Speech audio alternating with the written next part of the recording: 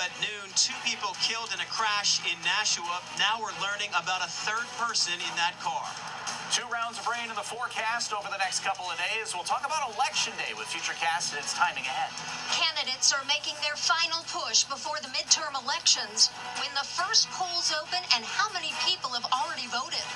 Papa Gino's files for Chapter 11 bankruptcy after closing nearly 100 stores across New England. The company's plan for the future. No one covers New Hampshire like we do. WMUR News 9 at noon starts now. And good afternoon, everybody. Thanks for joining us. I'm Sean McDonald. And I'm Erin Falo. We have new information about a crash in Nashua that killed 2 people. Police now say that there was a third person in that car last night. That person was flown to a hospital in Boston with serious injuries. WMUR's Ray Brewer is live in Nashua. And Ray, what are the people that saw that crash saying today? Aaron, we talked to a witness who said the car appeared to hit the curb here. You may be able to make out the skid marks here in the road. He said the driver appeared to lose control of that car before hitting that telephone pole. The whole accident only taking about 5 seconds. Throughout the early morning, Nashua officers worked to reconstruct the accident on Bridge Street. Tim Fisher was walking his dog when he heard squealing tires and saw a car sliding across the road. And it just slid across the street, hit the telephone pole, kind of went up the embankment of the telephone pole, and then just split in half. The car then plowed into a truck parked next to the telephone pole. The truck was parked right here. I don't know if you can see the marks.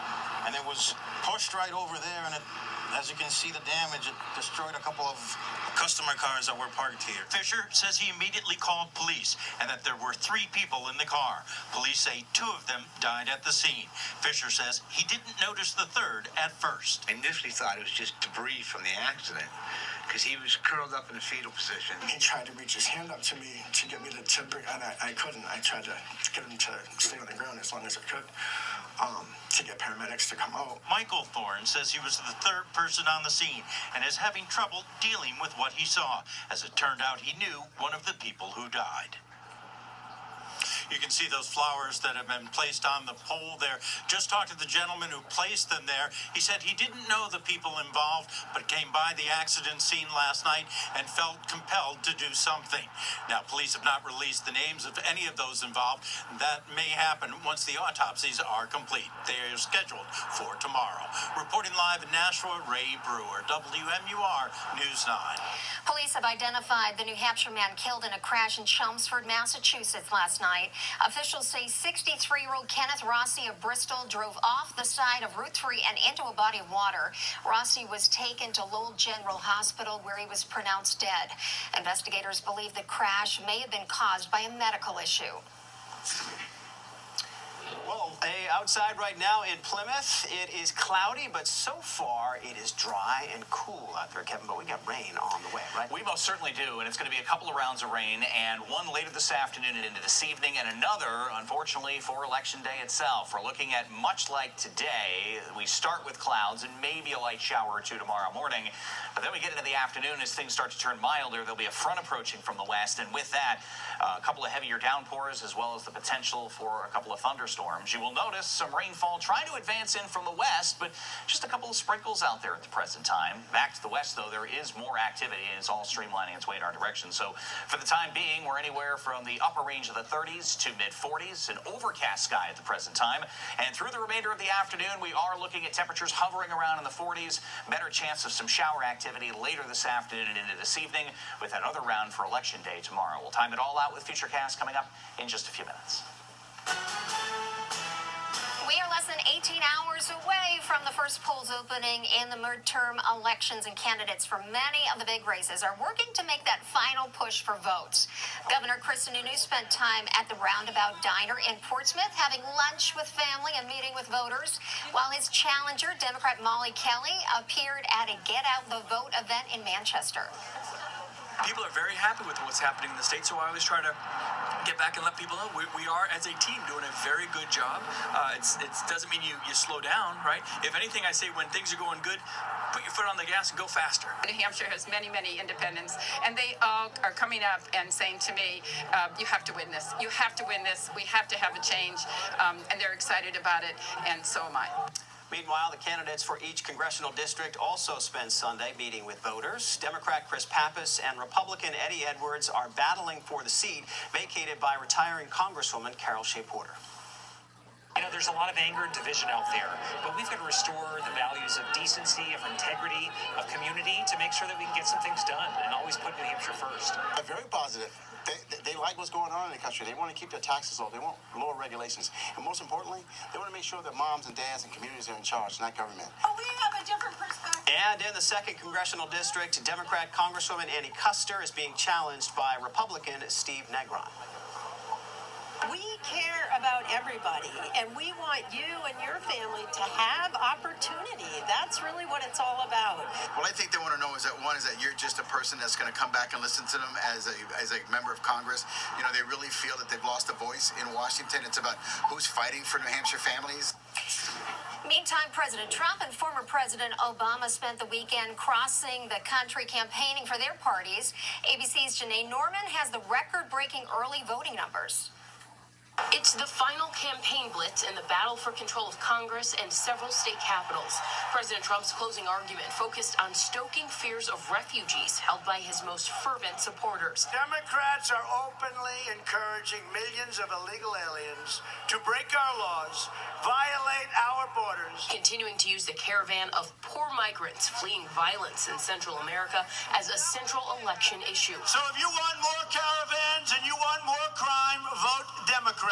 If you want strong borders and safe communities, vote for the Republicans. They're telling us that the single most grave threat to America is a bunch of poor, impoverished, broke, hungry refugees 1,000 miles away. Former President Obama rallied Democrats in Indiana and Illinois and taking aim directly at President Trump without mentioning his name. They promised they were going to take on corruption in Washington. Instead, they've racked up enough indictments to field a football team. About 34 million Americans already cast early votes, and 80% of voters surveyed in our most recent ABC News Washington Pulse poll say they will definitely vote. So turnout is on pace to set a record for voters in a midterm election as Americans want to have a say in who controls Congress. Janae Norman, ABC News, Capitol Hill. And for complete coverage of the midterm elections, join us tonight starting at 7 for our Election Eve special. Also tune in all day tomorrow for live updates from the polls right here on WMUR. We are now hours away from the polls opening up. Getting down to the wire, and coming up on News 9 at noon, a 3-alarm fire tears through an apartment building in Franklin. The challenges firefighters faced. Also, the important deadline today for Massachusetts customers affected by the gas line disaster. 2 rounds of rainfall in the forecast, one approaching now, but eventually the next one for Election Day. We'll time it all out coming up. The man accused of shooting and wounding another man near Dartmouth College in Hanover is due in court today. 22-year-old Gage Young of Lebanon is charged with second-degree assault. Investigators say he fired at the 19-year-old victim on Friday night, putting the college campus in lockdown for about 3 hours. At last check, the victim was in the hospital in stable condition. Police believe the shooting was random. Take a look at this response to this fire that took place in Franklin. Firefighters from multiple towns pitching in to help out in this large fire on Pleasant Street. It happened just after 3 yesterday afternoon. When crews arrived, flames were showing from the front porch of the apartment building. Officials say the fire spread quickly. The biggest challenges are just the size of the building and the nature, with only 2 firefighters rolling out of the station at a time. Our ambulance was tied up on another run, so that ended up making it very difficult for our firefighters right off the bat. 2 people were able to make it out safely. A firefighter did suffer minor injuries, but is expected to be okay. The cause is under investigation. Pizza franchise Papagino's has filed for Chapter 11 bankruptcy after closing nearly 100 stores across New England and here in New Hampshire. That includes stores in Manchester, Nashua, and Portsmouth. Papagino's called the closures regrettable, but says the stores were underperforming. The company also closed several D'Angelo locations. But Papagino says it entered into a sale agreement with Winchurch Capital, and thanks to the sale agreement, it will remodel and modernize existing restaurants and eventually expand. The sale has to be approved before it's finalized. Today is the last day for anyone impacted by the Massachusetts natural gas explosions to apply for financial assistance. The Greater Lawrence Disaster Relief Fund has already received more than 10,000 applications. Columbia Gas is running a separate fund which has already paid out nearly $44 million to customers and will continue to take applications. Service has been restored to about 40% of business customers. 26% of residential meters now have their gas service back. Travelers had to deal with a major headache at Connecticut's Bradley Airport this morning. Power flickered on and off between 3 a.m. and 8 a.m. All TSA screenings were stopped until the power fully came back on. It's unclear what caused the outage. Airport officials are encouraging anyone with a flight today to check the status before they leave for the airport. Last thing you want to see when you're checking in for a flight right there, the power flickering. Yeah, and we are looking at the clouds out there now, and it does look like we're going to have a couple of rounds of rain, and some of that's going to be locally heavy, and some of it around Election Day. Okay, we have your forecast after the break, and also in Cook's Corner today, shrimp-stuffed avocado, packing lots of flavor. Now it's time for our You Local Hotshot with a great photo of the fall foliage there in Warner. Keep them coming. You can share your photos by joining the You Local group on the WMUR Facebook page. Now, meteorologist Kevin Skarupa with your Stormwatch 9 forecast. We are certainly coming on about 3 weeks now of temperatures at or below normal. Normal highs this time of year are in the low and mid-50s, and we have had just a few days hard-pressed to get much above that. And today's another example of that, and it was with clearer skies last night. The temperatures fell off, and as we've gone through the morning hours and the clouds have moved in, it has been tough for those temperatures to work their way back up. We're anywhere from the upper 30s to mid-40s out there right now. The winds, at least, are light, so you're not adding the extra bite to the air, but nonetheless, it is an overcast sky and fairly unproductive overcast sky, at least for the moment, as we have some showers trying to push in from the south and west. Temperatures upper range of the 30s. We normally see a little bit cooler in some of those central valleys where the colder air kind of sinks and settles in without much of a wind, but it is low and mid-40s across a good portion of the rest of the state, and it will likely continue to warm up by a few degrees through the afternoon, but eventually, by later today, this is going to be rain cool there as the rain continues to make its way in from the southwest.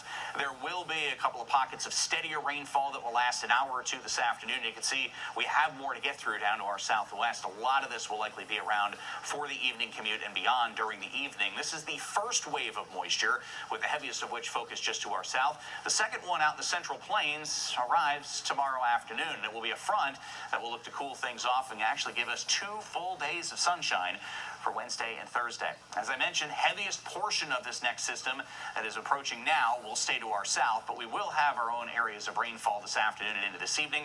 Quick third to a half inch of rainfall out of that.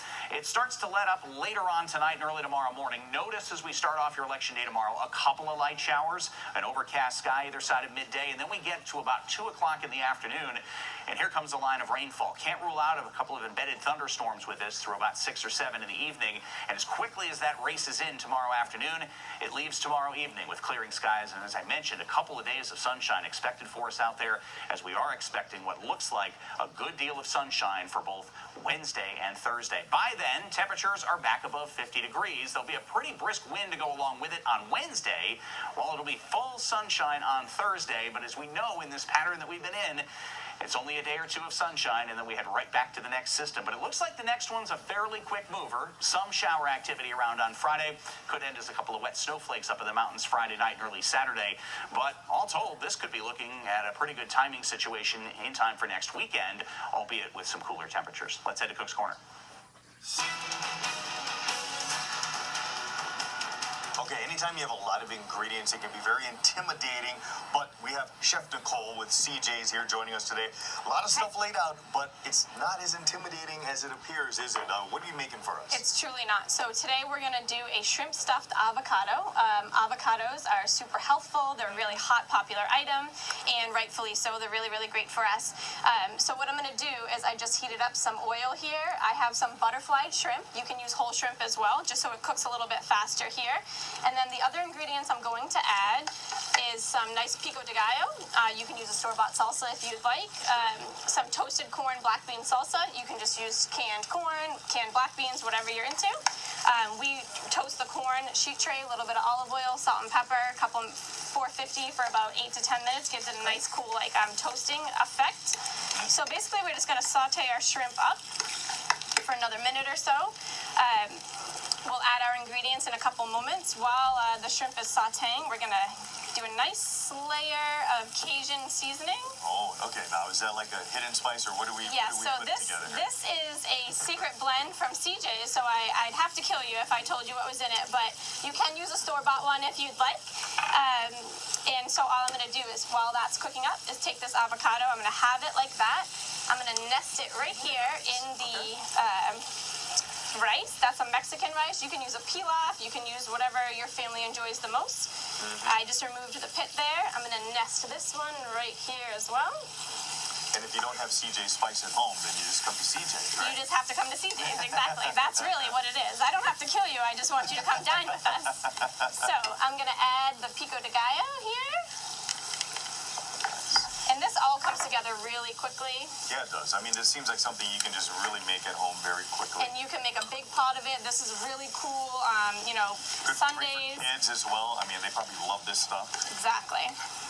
So you want to just keep that going. You can add some nice fresh cilantro.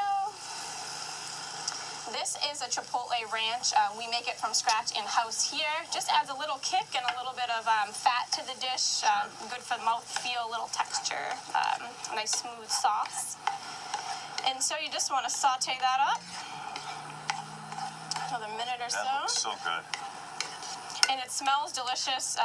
Whatever veggies your family's into, you can add to this as well. Green beans, roasted asparagus, whatever you prefer. Very nice.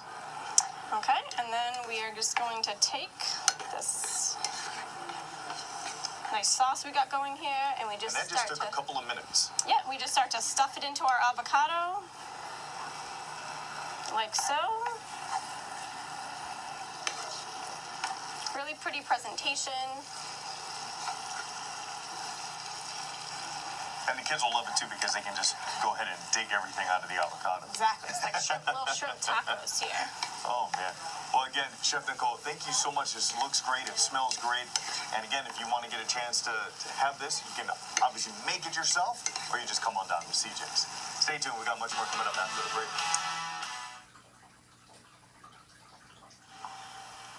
Talk about a room with an ocean view. Look at this. Conrad Hotels opened the world's first underwater hotel residence in the Maldives. Yeah, that's right. It's 2 stories high, but more than 15 feet below the Indian Ocean. Pretty cool, huh? It includes a private gym, a bar, an infinity pool, because you need that down there, and an ocean-facing bathtub. I think everything is, right? If you're wondering what it'll cost to stay there, it's only $50,000 a night with a minimum 4-night stay. I guess they don't want to be having you come up and down all the time, so. Wouldn't it be a little nerve-wracking to sleep with a shark watching you? Well, there's only one way to You can find stomach out. the cost, but then you got the minimum 4-night stay. That's kind of a deal breaker, right? It's not for everyone. No, definitely not. Definitely not. We're going to have our own water around here. Temperatures in the 40s this afternoon, with some shower activity starting to pick up later this afternoon. Tomorrow, round of showers, maybe a thunderstorm for the afternoon of Election Day. All right, that's coming up in a matter of hours. Starting tonight at 5, sanctions reimposed on Iran, what President Trump's administration is targeting now. Plus, it will soon be more expensive to ship packages with FedEx, the rate increase the company is planning in the new year. Have a great day, everybody.